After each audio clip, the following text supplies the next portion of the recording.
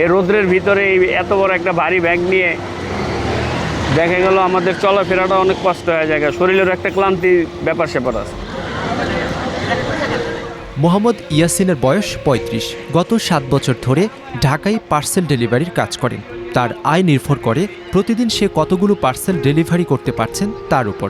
জ্বালানি সংকট তৈরি হওয়ার পর থেকে তেল নেওয়ার জন্য তাকে ৪ থেকে ৫ ঘন্টা কাটিয়ে দিতে হচ্ছে দীর্ঘ লাইনে অপেক্ষা করে। এরকম সিচুয়েশনে কখনো পড়িনি। ৯টা বাজে দাঁড়াইছে, এখন কয়টা বাজে? অলরেডি 12:30-র মতন বেজে গেছে।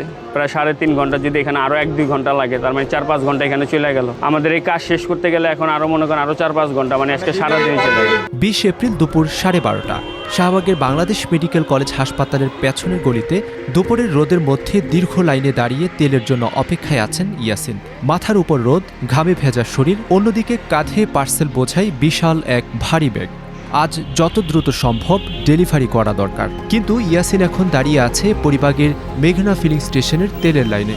সকাল ৯টা থেকে প্রায় ৩.৫ ঘন্টা ধরে এই লাইনে দাঁড়িয়ে আছেন। আজকের পার্সেলগুলো কখন ডেলিভারি করবেন তা জানেন না তিনি। পার্সেলের উপরে ডিপেন্ড করে, কখনো 20টা হয়, কখনো 25টা, কখনো 30টা। দেখা গেল যে কাস্টমার ফোন দিতেছে, যাদেরকে ম্যানেজ করতে পারতেছি করি, আর নাহলে হয়তো বা কেউ একটু মন মালন্য করে, কি করার, পরিস্থিতি অনুযায়ী চলতে হইতেছে। ইয়াসিনের কাঁধের ভারী ব্যাগটা শুধু পার্সেল বহনের নয়, এটি তার ৫ সদস্যের সংসারের দৈনন্দিন খরচের বোঝা।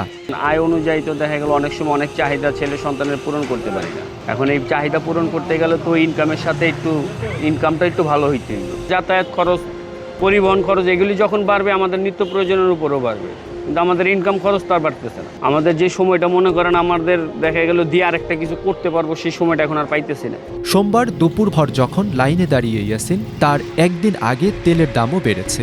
দাম বাড়ানোর একদিন পরেও দেখা গেল মেঘনা ফিলিং স্টেশনের পাশের গলি থেকে শুরু হয়ে যানবাহনের এই লম্বা সারি পরিবাগ, হাতিরপুল, কাঁচাবাজার আর কাঁটাবন পেরিয়ে শাহবাগ পর্যন্ত ঠেকেছে। তীব্র গরমে সবার অবস্থা নাজেহাল। ক্লান্তিতে কাটছে এক একটি অনিশ্চিত ঘন্টা। আমরা তো মনে করি দাম বাড়ানোর পরে হয়তো সিলিন্ডার কমে যাবো, কিন্তু আরো তো মনে করেন, আপনি মনে করেন যে আরো একগুণ বেশি হয়ে গেছে এখানে। আগের মতোই দেখতেছি যে মাইলের পর মাইল লোকজন দাঁড়িয়ে আছে সিরিয়াল দিয়ে। কিছু কিছু পাম্পে তো তেল দিচ্ছেই না। এটার উপর নির্ভর করে আমার ফ্যামিলিটা চলে। আগে যে সাপোর্টটা ছিল সেই সাপোর্টটা আমি দিতে পারছি না। দুপুর প্রায় 2টার দিকে তেল পেলেন ইয়াসিন, কিন্তু তেলের লাইনে হারিয়ে যাওয়া সেই মূল্যবান 5টি ঘন্টা তো আর ফিরবে না। সবার পার্সেলগুলো কি একবেলায় ডেলিভারি করতে পারবেন? এভাবেই কাল আরেকটি দিন শুরু হবে তার একই সংগ্রামের মধ্য দিয়ে। এর মধ্যে জ্বালানি তেলের বাড়তি দাম যেন মরার উপর খাড়ার ঘা।